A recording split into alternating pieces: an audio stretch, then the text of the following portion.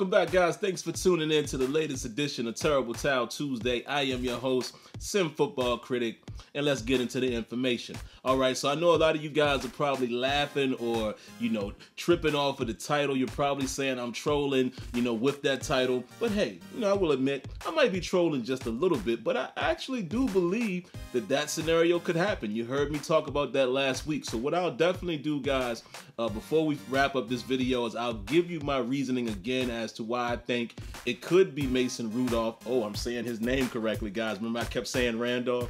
So I will tell you why it could be Mason Rudolph, but then also I will give you who I think right now, based off of all of the other information I'm seeing, who will probably be at pick 28. All right, but let's get into some other information really quick, before we dive into that. Talking about a couple things, man. I heard an interview on Steelers.com with Tom Bradley. He sat down with Missy Matthews to do their little FaceTime series. And he basically, a couple things that caught my eye or caught my ear, if you will. First, he said that, initially when he was offered the job, he talked to Kevin Colbert. He didn't necessarily want it for whatever reason. Now, I'm not going to read too far into that. You never know why or why not someone may not want to do a job. You have no idea. Maybe he was more comfortable in college. Who knows? I'm not going to say it has anything to do with his knowledge of football. I'm not going to go that far. I've seen some people say that. But clearly, if this guy was a coordinator, a defensive coordinator in college for the duration of the time that he was, he clearly knows what he's doing. So I'm not going to go down that road. You never know why one might not take the job. All right. But what he then said after the fact, he said that Mike Tomlin reached out to him, said, let's have a sit down. I'm assuming they had dinner or something like that. And then Tomlin came out and told him, basically the job is yours if you want it. And he said he couldn't resist it. He had to take it. So a little bit of conflicting responses there. But like I said, I'm not going to read into the fact or, the reason as to why he initially didn't want to take the job. Who knows? But at the end of the day, he did take the job. He seems excited about it now. But it's just something to keep in mind.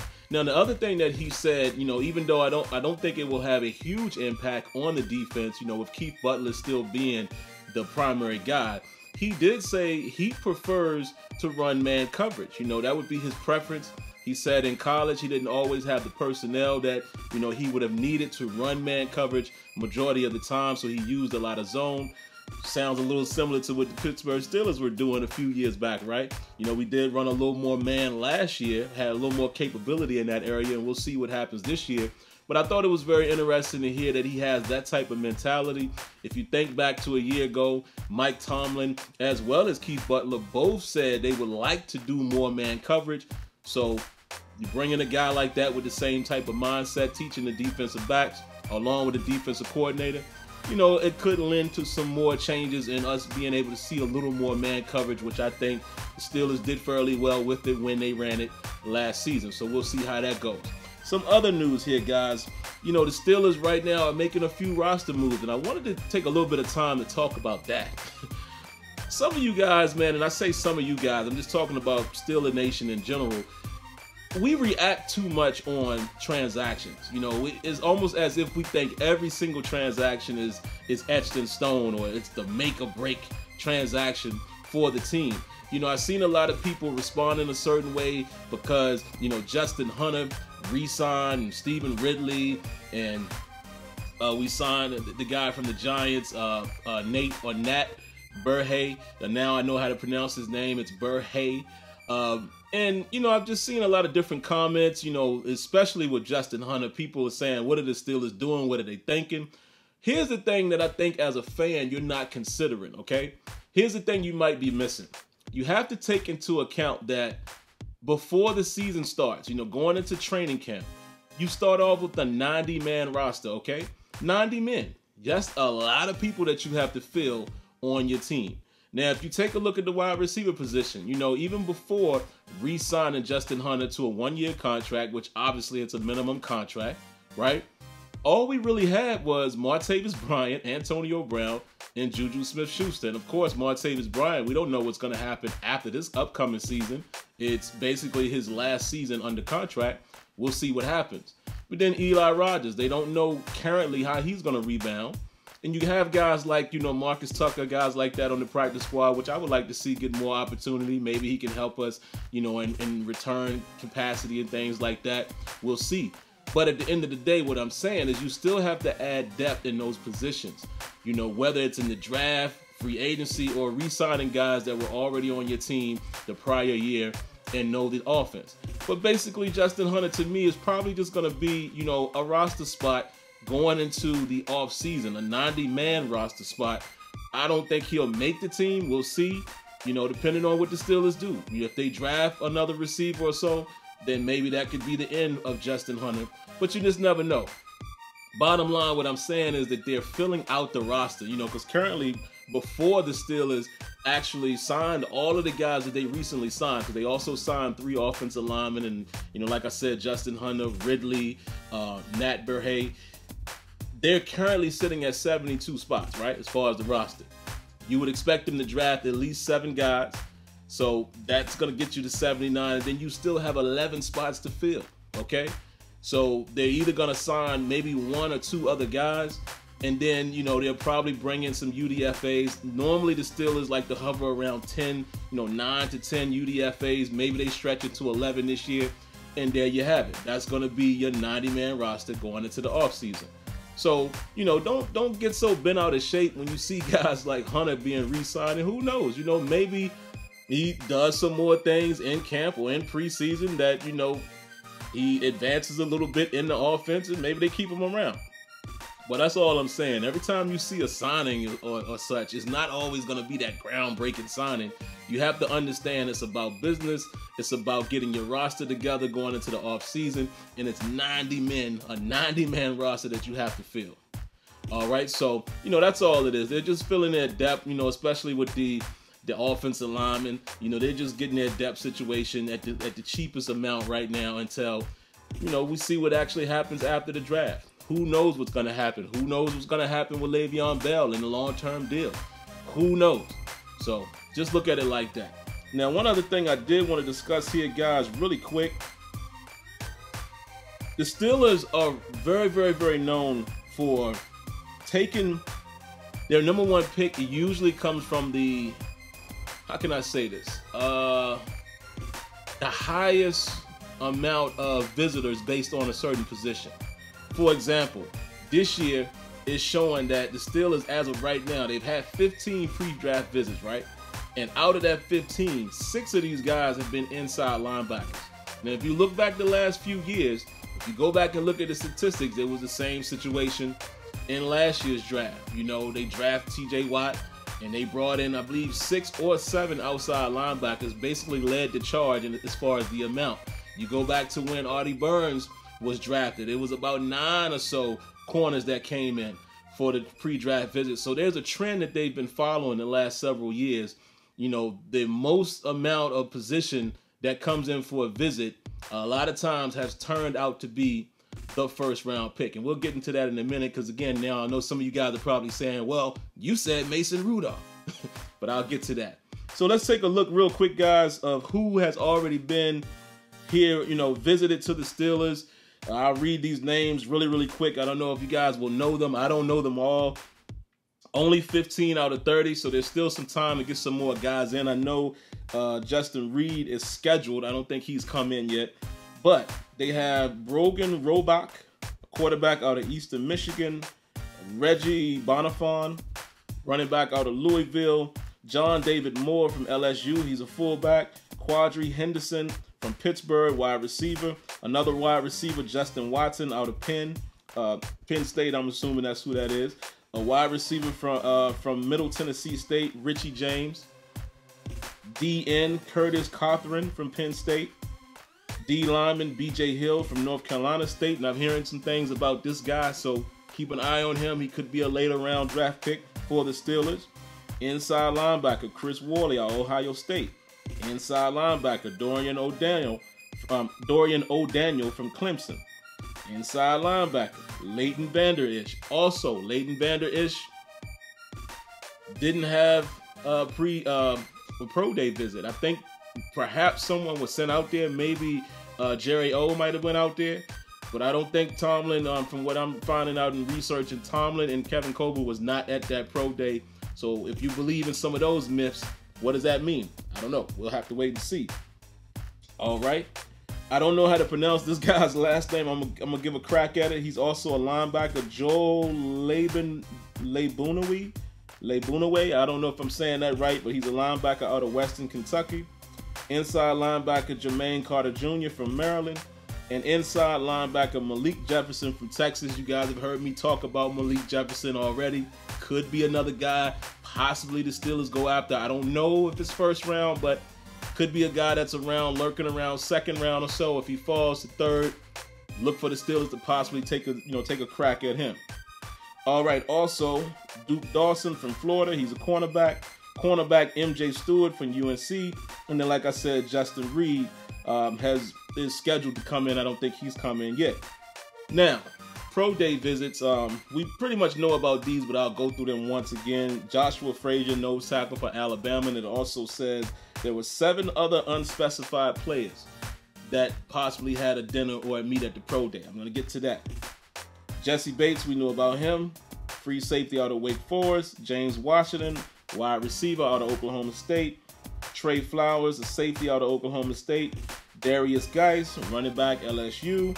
Leighton Vander Esch, that was a pro day dinner. So again, we do know that with Jerry Ozlowski, no Tomlin, no Colbert. All right, so basically what I wanted to get into here, man, as we wrap this particular episode up, let me go with the Mason Rudolph first. It's a mirror image of what I said last week. If you take a look at, even just looking at the AFC North, you look at guys like Joe Flacco, who's already 33 years old, who's regressed a little bit. I believe he has about 2 or 3 years left in his contract. The Ravens might be looking to get a quarterback soon. I don't know how connected the Bengals will be with Andy Dalton. You know, are they satisfied with his production? You know, and the Browns, they're always in the market for a quarterback. But it just makes me think, man, this could be the time, again, just looking at the numbers and Ben already saying 2 to 3 years, whatever that means. This could be the time, man. If Mason Rudolph is the guy that the Steelers have identified as their successor, if they really love him, both Tomlin and Colbert was at his pro day. We continue to hear how much they like him. We continue to hear there's a few other teams that are meeting with him, got kind of a busy schedule. You know, as far as before the draft, the Steelers' name keeps getting thrown in that mix. Don't be surprised. I'm just getting everyone prepared. Do not be surprised if at the end of the day, on the day of the draft, the 28th pick in the 2018 NFL Draft, the Pittsburgh Steelers select Mason Rudolph. Don't let it surprise you. I'm actually not going to be as upset as I thought I would be a few weeks ago because I understand the landscape. And I would just have to trust that, okay, Tomlin and Colbert really think he's the guy. And think about it. As much as we love our Steelers, as much as our offense is high-powered and such, you got to take time to think about life after Ben Roethlisberger. What's it going to be like? 2 to 3 more years, that's perfect time to groom a guy. 2 to 3 years again. I'll say it like I said before, the Aaron Rodgers approach. Aaron Rodgers sat behind Brett Favre, was it 3 years? 3 or 4 years. See what I'm saying? You have to look at it like that. It makes sense. If he's high on your board and he's available, he might not be there, but if he's available at 28 and you have identified him as being the quarterback, I really, really, really think the Steelers could very well pull the trigger and go Mason Rudolph in the first round, okay? Now, here's the likely scenario. Here's the guy, and you've heard me say this guy name plenty of times, but as we get closer and closer to the draft, you're starting to get more information come out about, you know, injuries and, you know, background checks, et cetera, et cetera. I really think, guys, 2 things. I don't think Leighton Vander Esch is going to be available at 28. His name is flying up the boards. You know, there's a lot of talk about him. He's a physical freak as far as his, you know, his makeup and his test, you know, his size. And again, his test at the combine physical freak. I don't think he's going to make it to the Pittsburgh Steelers. You know, Green Bay has showed interest in this guy from long ago. However, I did read earlier today that the Tennessee Titans have canceled their meeting with Van Der Esch. Get this. They've canceled their pre-draft visit with him because they think he's not going to be around. It's kind of odd, right? Just for a team to just cancel altogether, but that goes to what I'm saying. You know, I think the Titans pick at, what, 25 or something like that. I can't remember exactly where they are, but it's information has come out that the Titans have decided to forego a pre-draft visit with Van Der Esch because they do not think he will be around. Interesting. So this is going to lead me to the next guy. I think Rashaan Evans is actually going to be around because of the news that's coming out about him. You know, him not running. He hasn't ran at the pro day. He hasn't ran, you know, didn't run at the combine. And we know he's coming off of a hamstring issue. I think because of that, there are going to be some teams that you would have expected to take him or inside linebacker. And based on all the other guys who are out there, will probably already be taken. I think Rashaan Evans is going to fall to the Pittsburgh Steelers. And I think if they value getting more depth at inside linebacker, Rashaan Evans is going to be the pick. I no longer think that the safety is going to be the first round pick. Could be, but I just don't feel like safety is going to be the guy. I think, you know, with the contract that Morgan Burnett has, it at least lets you know that they expect him to play at least this year. And, you know, it's being said that because of the skill set that Burnett has, Sean Davis is more than likely going to switch to free safety. He's going into his third year. I don't think he sits down. I definitely don't think he's going to get overtaken. I don't think nobody's going to replace Sean Davis right now. Sounds like Burnett and Sean Davis are going to be the starters, so you probably don't go first round with a safety.